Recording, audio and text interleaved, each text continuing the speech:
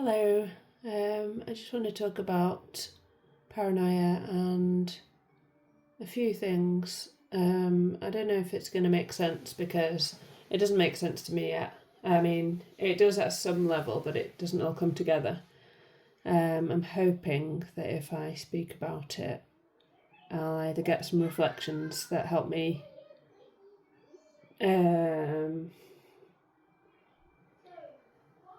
get to the point, or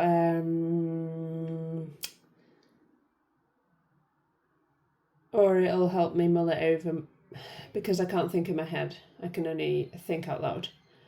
I'm not controlled, I'm free, and I'm paranoid. I don't know why this is blurry, by the way, because when I put it on 1, it's not blurry, but I've put it on 0.8 so I could get the picture and have a note next to it, and then it goes blurry, so sorry. I'm not controlled. I was on the edge of a cult last year and I managed to not join the cult. So that's quite interesting. There were, I had this awareness that I was benefiting from their teachings without being sucked in. And I was aware that I needed to watch that I didn't get too sucked in. This kind of stuff is, it's called metacognition, I think. Didn't actually check that. Metacognition, if I've got the right term. It's when you can think about your own thoughts and you're aware of the way you're working. You know, we have all these like sort of mental techniques going on, and like I'm aware of mine, whereas some people they aren't, or some of us we have it like in some areas but not in all areas. So with that cult, you know, one of the things that I didn't say, well, there's a lot of stuff I haven't said about it yet, but the people in it have an energy healing sort of interest, and I am clairaudient. I see energy. It's not visual, like seeing pink around somebody in the shape of an aura or something. You know, not shape, but like it's not like that kind of visual. But it's visual in that if I look at somebody, I can see what's the matter with them. I can sort of like, I just directly feel like things about what's up with them emotionally or psychologically. And I can't not see it. And an example from the other day was I'd taken my children to forest school for the day. Then when I picked them up at the end, I asked her about my son's behaviour, and the lady said, oh yeah, he was fine. It was Stanley who we had trouble with. And I said, well, you saw what it was like this morning when he arrived. And she said, why? What was he like? She hadn't seen what I saw. Because when I saw Stanley arriving at the woods, bless him, he was walking in with his parent and you could just see it all over him. You know when you can see it written all over someone's face? I can just see it written all over the person, the being. You know, it's like something I see. And maybe that's like I see things differently. I'm not saying I'm unique in that. But I have difficulty sort of like recognising people in the same way that others do. So like I have the experience that somebody will come up and they know me and they've met me and we've had a conversation, but I don't know them. And yeah, that's happened a lot. That's embarrassing. And they get insulted sometimes. And also,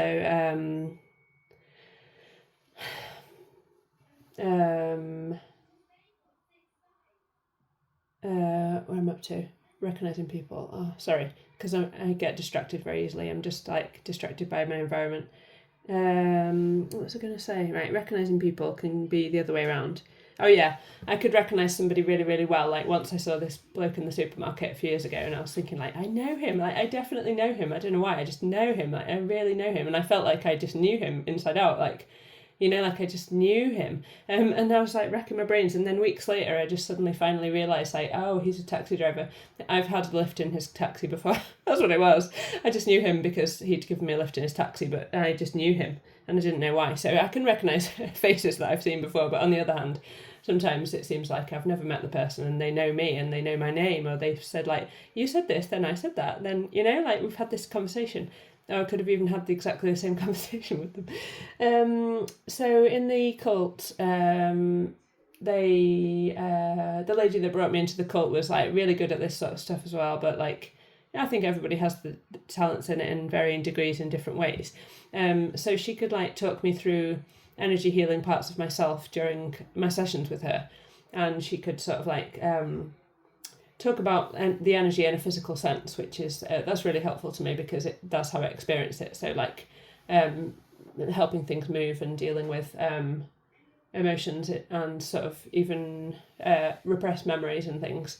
She helped me access them and talk about them and talk about the energy that had been affecting me, or you know, like in childhood, so childhood memories where I knew that there was something dangerous, or I was fearful of something because of the energy in that situation and what wasn't being said in words, but I knew it was there because I could feel it and sense it and it was affecting me. Oh, that's why this is so relevant, by the way, even though it just happened to be on that page because I was going to refer to something on the other side of this from the Dyspraxia magazine. Yes, so I don't know what I've been on about because I'm dissociated, so I'm just going to have to carry on and hope that I've kind of covered this. I'm not controlled, I'm free. And I'm paranoid.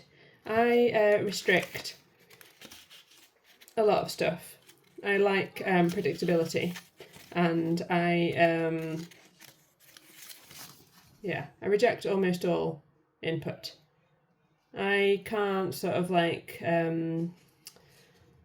I can't handle sort of like reading. Let's say if I read a book, for example, then it's a serious deal to me.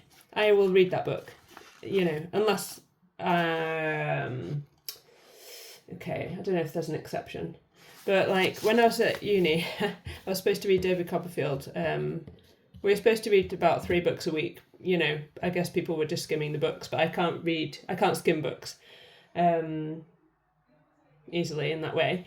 When I read something, I like read it and absorb every word, or at least that's what I feel like I'm doing. So it takes me a lot of concentration and focus, which I can do. I can hyperfocus, but I can't just like speed that process up.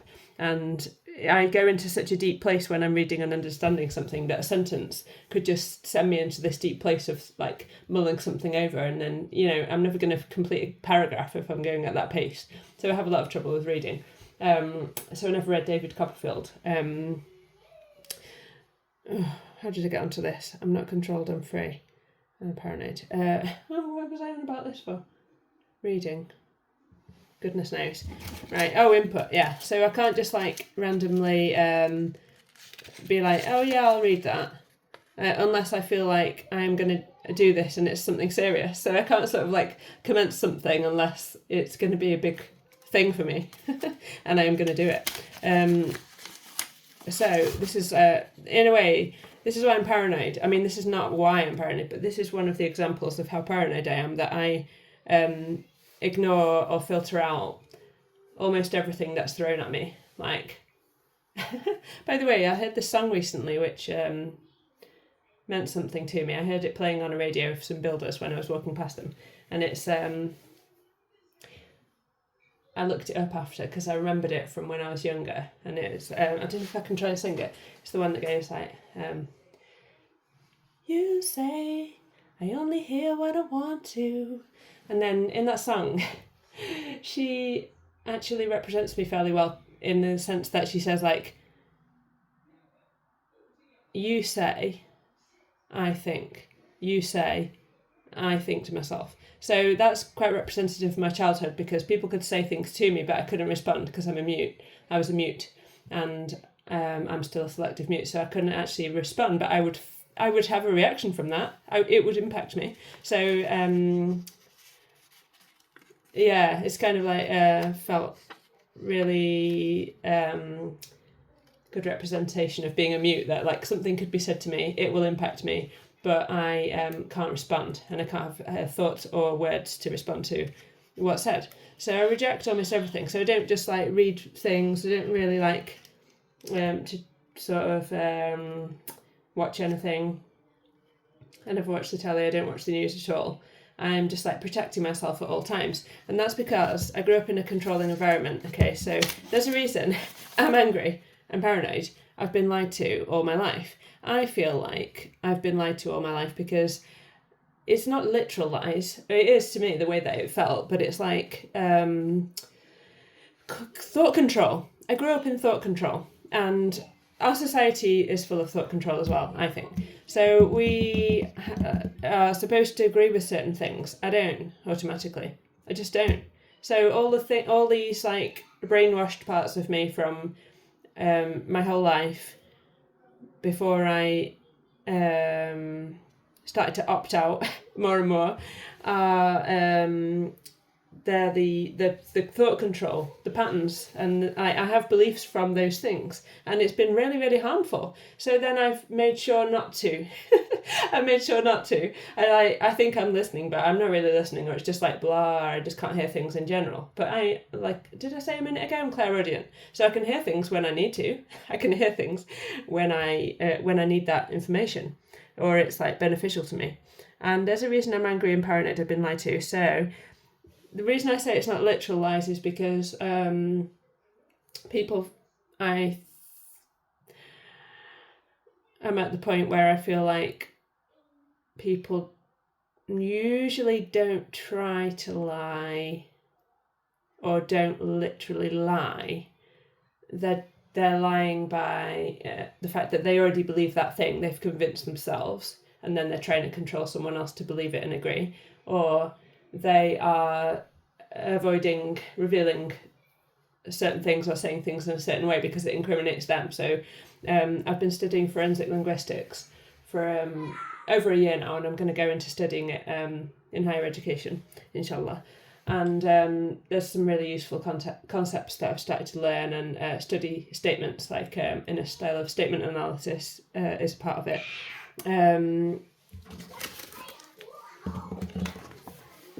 One of the ideas is that people don't usually lie. It's difficult psychologically to lie, so they use language in a way that it is a lie, but it's not literally a lie according to the words they've used. So this Dyspraxia magazine, when it came out last time, there's an article about when dyspraxia was in the news recently, and that's great for us dyspraxics because there's not much awareness of our condition and how much it impacts us and how disabling it can be and what areas of our life it impacts, and that means that we don't get compassion for our difficulties and we get a lot of judgment. So somebody apparently commented sorry it's so blurry, I don't know why it's doing that, feeling left out, so I've got a newly recognised syndrome. Somebody commented that, and so they are literally jealous of not having a syndrome. That's what that means in terms of forensic linguistics, because they're making it out as if this is a joke and they're trying to mock the dyspraxics and mock us for saying that this is a condition, or that it's something important that needs to be looked into. I'm just going to try and have a look for my next notes.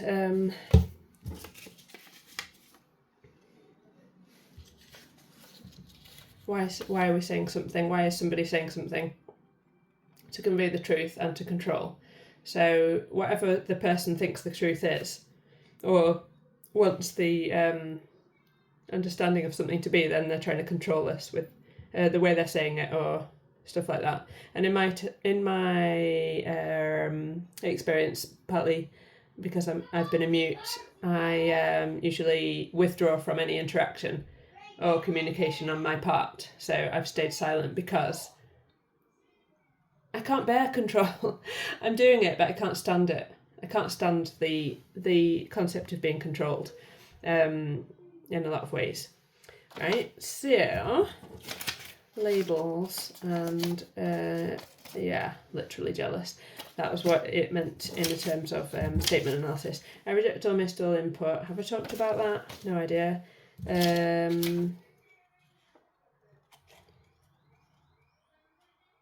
What is this? Right. So one of the ways that I'm lied to, and I don't know all the ins and outs of this yet, I am dissociated to a very deep degree, and it's disabling for me.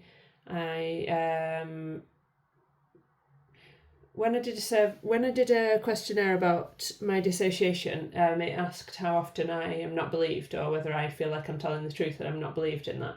And that is something that it's happened to me a lot in my life. Metacognition, I think, is that, I don't know if that's the right term because I didn't have the energy to actually check this before I did the video, but it's when you can think about your own thinking. So I know what I'm thinking and I can check myself. So I'm not just like sort of randomly thinking things. I have an idea and then I can like look at the ins and outs of it and whether I'm going to believe it or not. I have this detachment from information. So I think that's why I'm dissociated as well, because all the brainwash parts, somehow my heart has rejected them, so they're not attached to me. So I have these like unhelpful beliefs about me or others or the world, but they're not attached to me. So I don't have those layers that maybe a lot of people other people have. They're not as internalized. Well, they are in some ways. I don't know. I told you it wouldn't really make sense yet. Self-awareness, blah blah blah, ego dystonic. So I am paranoid, but I don't want to be paranoid. It's like a working system that I have going on. So I realised, like, when I started to drive recently, which is a big celebration for me as dyspraxic, so congratulations would be welcome. I spent a lot of time thinking about whether the person behind me thought I was good at driving or not, and basically being obsessed that they think I'm bad at driving, that they're trying to get past me and that I'm inconveniencing them. So then when I actually looked into that, I realised that I'm not scared of them and their thoughts. That's something I've constructed to manage the fear. What I was actually scared of is the fear of being in a crash, because I'm driving safely. I'm a good driver somehow, however that happened. I'm driving safely, I know what I'm doing, but they might not drive safely and they're too close behind me. So, like, especially if they're too close, this happens. So then I was thinking of all these thoughts, like, what are they thinking about me and what's their perception of me and how am I going to manage whether they're annoyed with me or not. And if they were like, it's as if it's going to affect the rest of my life kind of thing. That's how it feels in the moment. So it's not like the next second they'll turn off and then they're gone. So I'll have this like huge sense of relief wash over me of like, I don't need to worry about them. It's fine. I survived that little encounter, which to them, that's probably just like nothing. They're just driving behind me and they just drive a bit too close because they're not that good at driving, you know? Or like, I realised that I'd constructed these like made up thoughts or feelings that they may or may not be having about me and my driving, even though I'm never going to see them again about 1 second later. But to me it's like a big deal, and that's how I manage. So that's like part of the paranoia. And then I have paranoid personality disorder. It's really something I'm going to have to speak up about sooner or later, because I don't think there's much understanding of it in the public. I don't know how to put it. My throat's like hitting now. Where's my drink? I came across the disorder. I heard about it when I was learning about criminals, and I'm not a criminal. So it seems like that's the only that's the only scenario, or one of the only scenarios where there's much or any understanding of it or study been done into it of like what a paranoid would, how they would present in a criminal case or something. But I have it, but I'm not criminal. So it's based on fear. It's based on fear of not being believed. In my case, because I'm not believed. I've gone through my whole life like this. My reality is not accepted to others. So everybody else can not believe me or not believe that I'm a good person or think certain things about my intentions which aren't there. They can think bad things about my intentions which aren't true or correct. And whenever that happens, which happens a lot, I can't just think like, oh well, they can think what they want. I just can't. I can't override it. I have to completely detach myself from them and the place forever. It's very extreme. So I like, to anyone that's tried to thought control me or like doesn't agree with my version of who I am as a person or what I've done in my life or things like that, or said things that are really like alien to me that make me feel like they're a danger to me, like accusations against me that I don't agree with, then those people think that I'm some kind of like lunatic. But I'm actually not. I don't think I am. I think I am allowed to have my own belief about myself. But it's not enough to me because there's only this little bit of me here. I have my own belief about myself that I'm a good person and that I'm having good intentions, etc. And then when it's not reflected from outside or bad things are projected onto me, I'm terrified. Because to me that feels like I don't exist. It's confirmation that I don't exist because I'm not seen for who I believe that I really am. So it's a really controlling kind of like condition. Labels. I just wanted to say this because I'm paranoid. So there's a really popular and annoying, triggering to me comment that gets thrown around a lot these days, like, oh well, there's too many labels, we don't need labels. Basically trying to make me feel disagree with my version of what I'm saying. So like, let's say if I say, oh, I'm paranoid, then a friend might say to me like, oh, I don't think you are. I'm not asking if you think I am, I'm telling you that I am. So I'm saying, like, when someone says something about themselves, they're not necessarily asking for someone else to come along and make them feel better and say, no, you're not. You know what I mean? And this comes back to the ego dystonic thing. So like, and self-awareness, like I know that about myself. And I'm ego dystonic. It's like I didn't like that about myself. Like it's not like I want to be like that. It doesn't match up with my real goodness. But I have all this kind of like brainwashed parts which are rejected from me. So I'm just don't feel like I'm here, and that's why I wanted to say that like this comment. People sometimes say like, oh well, we don't need labels. That's up to them. They don't have to have labels if they don't want labels. But if I want a label and it helps me, then that's just like having a name for something. You know, like we have words, we have language, we have a name for things so that we can like all the context that goes into that. So like, oh, somebody has a specific illness, you know, talking about like accepted things in society, like something like cancer, then they can seek out the right support, the right treatment options, etc.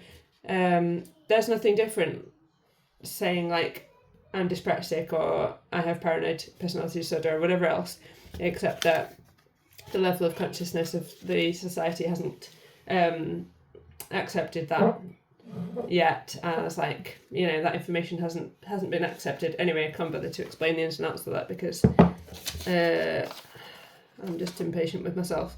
So why are people saying something to convey truth and to control? It's mixed. And that's why we have a lot of problems. That's why I have a lot of problems. Because people think that I'm trying to lie to control what they think. But I'm not. I'm just saying things about myself because I need help with them or I need to understand them. Because if we don't heal ourselves, then I don't feel like we can heal in general. Like if we heal ourselves, then we can be there, be more present for others. We can be true in our heart more so that others can benefit from that. So it's actually for the benefit of others if we can heal ourselves. There's a reason I'm angry and paranoid. I'll go backwards now. Yeah, so I mean, I could say more about other things, but I think I might leave that for another video. But I wanted to get started on this because it's sort of complex to me, and I just wanted to make a start. So I hope you found it interesting if you listened to any of that. I love you all. Bye.